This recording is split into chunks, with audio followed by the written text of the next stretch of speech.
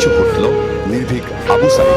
বুলেটের কাছে বুক পেতে দিয়ে যেন বিশ্ববাসীকে জানিয়ে দিলেন কবির অমর বলে। দেহ ঝাঁঝরা হলেও প্রাণের বিচ্ছুরণ ঘটনা দেশ জুড়ে। গণমাধ্যমের কল্যাণে এই ছবি ছড়িয়ে পড়লে জেগে ওঠে বিশ্ববিদে। বিপ্লবের প্রতীক হয়ে ওঠেন একজন আবু সাঈদ। মৃত্যুর এই ঘটনায় গোটা বিক্ষোভ রূপ নেয় বৈষম্য বিরোধী ও এক দফার আন্দোলনে। ঘটনা ধামাচাপা দিতে করা হয় বিতর্কিত এফআইআর এবং নাবালক আসামি। রক্তাক্ত জুলাই জন্ম দেয় ছাত্র জনতার অভ্যুত্থান।